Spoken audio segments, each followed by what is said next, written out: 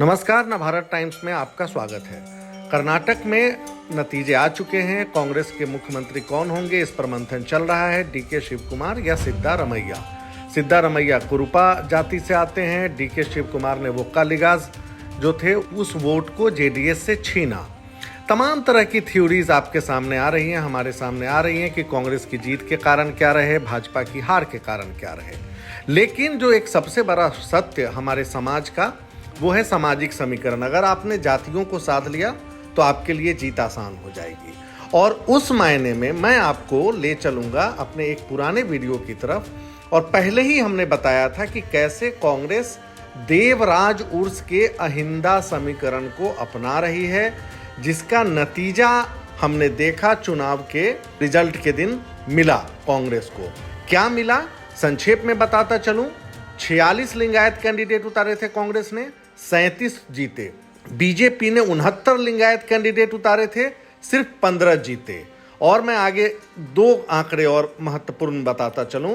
अनुसूचित जनजातियों के लिए आरक्षित 15 सीटों में भाजपा एक भी सीट नहीं जीत पाई।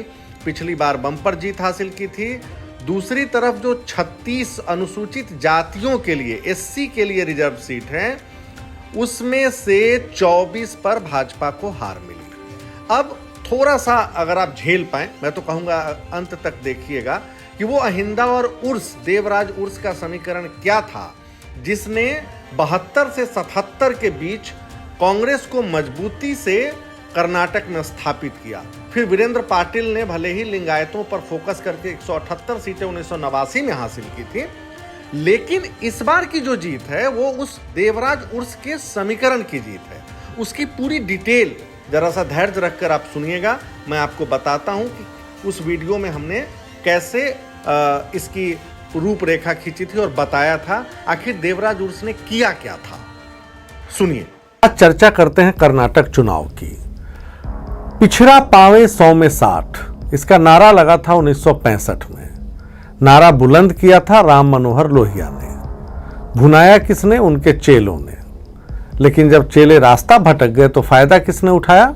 भारतीय जनता पार्टी ने।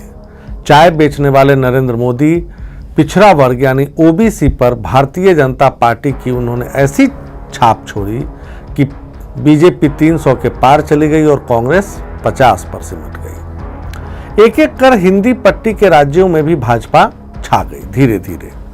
अब बीजेपी से लड़ने के लिए बिहार से लेकर कर्नाटक तक विरोधी पार्टियां ओबीसी पर अपनी रणनीति बदल रही है। बिहार में तेजस्वी यादव, नीतीश कुमार की परीक्षा तो लोकसभा में होगी, उससे पहले कर्नाटक में अगले महीने की 10 तारीख को ओबीसी फैक्टर जनादेश तय कर देगा। जो राम मनोहर लोहिया कांग्रेस और इंदिरा के खिलाफ ओबीसी की गोलबंदी करते रहे, वही कांग्रेस उन्हीं के हथियार से कर्नाटक में बीजेपी को मात देने की नीति बना रही है। लोहिया के समकालीन नेता थे देवराज उर्स, कर्नाटक के कद्दावर कांग्रेसी नेता, लेकिन लोहिया से बेहद प्रभावित। देवराज उर्स कर्नाटक में ओबीसी पॉलिटिक्स के प्रणेता बने और देखते ही देखते न सिर्फ कर्नाटक बल्कि पूरे देश में उनकी गिनती पिछड़ा वर्ग के बड़े नेताओं में होने लगी। एक समाज सुधारक, एक चिंतक, एक क्रांतिकारी नेता।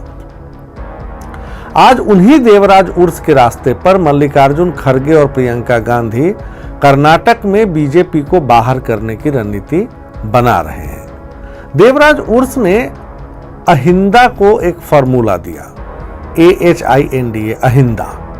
एक ऐसा सामाजिक समीकरण जो सत्ता की सीढ़ी बन गया। इसमें कौन कौन से शामिल थे अहिंदा में? एक अल्पसंख्यतरु यानी अल्पसंख्यक, हिंदू लिदावरु यानी पिछड़ा वर्ग, और दलितारु यानी दलित। लगातार 28 साल तक चुनाव जीतने वाले देवराज उर्स ने उस दौर में सरकार बनाई जब कई राज्यों में संयुक्त सोशलिस्ट पार्टी ने कांग्रेस को बेदखल कर दिया था। उर्स ने जब पार्टी छोड़ी, उसके बाद जनता पार्टी और जनता दल ने कर्नाटक को हथिया लिया। बीच में SM कृष्णा एक समय आया जब 5 साल के लिए लगभग कांग्रेस के मुख्यमंत्री रहे, लेकिन जब से भाजपा ने दक्षिण जाने का द्वार कर्नाटक में खोला तब से कांग्रेस अपने बूते वहां सरकार नहीं बना पाई। उसे जेडीएस, जो जनता परिवार की ही से निकली पार्टी है, उसका सहारा लेना पड़ा। इस बार कांग्रेस को मालूम है कि वोक्कालिगा समुदाय जेडीएस को ही वोट करता है, करेगा, इसलिए अहिंदा का ही फॉर्मूला काम आ सकता है, वही किस्मत का द्वार खोल सकता है। इधर बीएस येदियुरप्पा के कारण लिंगायत वोट पर दबदबा रखने वाली बीजेपी अहिंदा का मुकाबला हिंद से करने की तैयारी कर रही है। बीजेपी के महासचिव सीटी रवि ने हिंद को इस तरह समझाया, HIND हिंद। उनकी नज़र में इसका मतलब है हिंदुत्व, नेशनलिज्म और डेवलपमेंट। तो निश्चित तौर पर इस बार बीजेपी को लग रहा है कि कांग्रेस कड़ी टक्कर देने जा रही है। भाजपा ने 222 सीटों में से 68 पर लिंगायत उम्मीदवार उतारे हैं और 42 पर वोक्कालिगा। 17% वोट शेयर लिंगायत के हैं और 12% वोक्कालिगा के। उधर कांग्रेस ने 46 लिंगायतों को टिकट थमाया है, लिहाजा उनको नाराज तो कर नहीं सकते। और अहिंदा फॉर्मूले के तहत 20 सीटें कुरुबा यानी गरड़िया समुदाय को दी है। पूर्व सीएम सिद्धारमैया इसी समुदाय से आते हैं। 57 सीटें कांग्रेस ने ओबीसी को दी है। ये बात और है कि कर्नाटक में लिंगायत और वोक्कालिगा को भी आरक्षण मिला हुआ है। अभी तो हाल ही में आपने देखा दांव खेला येदियुरप्पा ने, और येदियुरप्पा नहीं, बोम्मई ने, और 4% मुसलमानों के वोट में से 2-2% वोक्कालिगा और लिंगायत के खाते में डाल दिए। अब जरा चलते हैं पीछे और देखते हैं कि देवराज उर्स का उत्थान कैसे हुआ, कैसे आगे बढ़े और कैसे कांग्रेस उनसे सीख रही है। अब तो कर्नाटक के गठन से पहले मैसूर राज्य में वोक्कालिगा समुदाय का दबदबा था। 1930 की जनगणना को देखें तो 20% से ज्यादा आबादी इसी समुदाय की थी। लगभग 4% ब्राह्मण, 12% लिंगायत और 6% मुसलमान थे। लेकिन कर्नाटक बनने के बाद लिंगायतों की आबादी 16% हो गई। इसके बाद अनुसूचित जाति सबसे ज्यादा थे और वोक्कालिगा तीसरे नंबर पर चले गए। लिंगायतों के दबदबे का आलम यह था कि 1957 से 67 के बीच विधानसभा में 1/3 सदस्य इसी जाति के होते थे। वोक्कालिगा विधायकों की संख्या उनकी आबादी की तुलना में डबल थी अगर वो देखा जाए। लेकिन देवराज उर्स ने कर्नाटक पॉलिटिक्स की सामाजिक तस्वीर को ही बदलकर रख दिया। उन्होंने एक ऐसा काम किया ओबीसी को आगे लाने का। 1972 का चुनाव उर्स की प्रयोगशाला बन गया। पिछड़ों और मुसलमानों की संख्या विधानसभा में बढ़ने लगी। देवराज उर्स सीएम बने तो डीके नायकर, देवेंद्र गलप्पा जैसे दलित नेताओं को कैबिनेट में जगह दी गई। लिंगायतों के वर्चस्व को जबरदस्त चुनौती मिली इस दौर में। निजलिंगप्पा और वीरेंद्र पाटिल के समय कैबिनेट में 2/3 सदस्य वोक्कालिगा या लिंगायत होते थे। ये भी थे कांग्रेस के ही सीएम। लेकिन उर्स ने इसको बदल दिया, इस सामाजिक समीकरण को, और उनकी कैबिनेट में 37% जो थे वो सिर्फ लिंगायत और वोक्कालिगा रह गए। 28% ओबीसी समुदाय के मंत्री थे। 1972 और 78 के चुनाव में उर्स के बूते कांग्रेस को जीत मिलती रही, लेकिन बाद में 83 में लिंगायतों ने फिर वापसी की और तब तक 82 में तो उनका इंतकाल ही हो गया, क्योंकि अनबन भी हो गई थी इंदिरा गांधी से, और उर्स आगे चलकर जो 80 के बाद कांग्रेस के हिस्सा नहीं रहे। उन्होंने जो सोशल रिफॉर्म किया देवराज उर्स ने, वो गजब का था। वो जब सीएम बने तो उन्होंने पिछड़ा वर्ग आयोग बनाया और प्रसिद्ध वकील LG हवनूर को इसका हेड बनाया। 1953 में काका कालेलकर की अगुवाई में बने पहले राष्ट्रीय पिछड़ा वर्ग आयोग की सिफारिश एक तरीके से बेकार गई थी। इस पर कोई सहमति नहीं बन पाई थी। जब हवनूर आयोग ने पिछड़ा वर्ग की 3 कैटेगरी बनाई कर्नाटक में, नौकरियों और शिक्षण संस्थाओं में उन्हें 32% आरक्षण की सिफारिश की गई। बंटवारा कैसे हुआ वो देखिएगा, ये देवराज उर्स की देन है। 16% आरक्षण पिछड़े समुदाय को मिलेगा।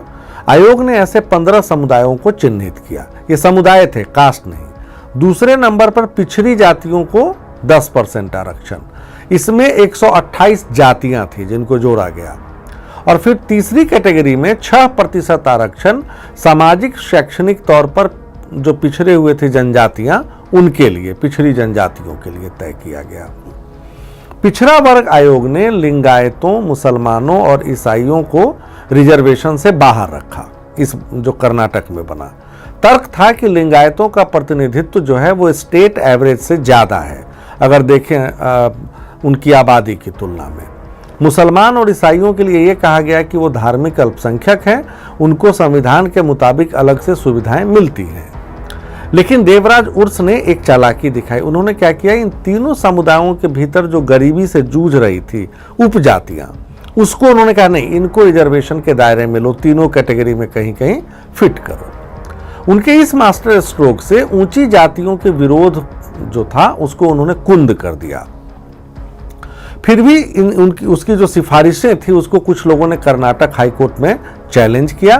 कोर्ट ने कोई चेंज खास नहीं किया, एक दो बदलाव किए। और इंटरेस्टिंग ये है कि खुद हाईकोर्ट ने उर्स की जाति को ही रिजर्वेशन के दायरे से बाहर कर दिया, जो खुद सीएम थे उन्हीं की जाति को।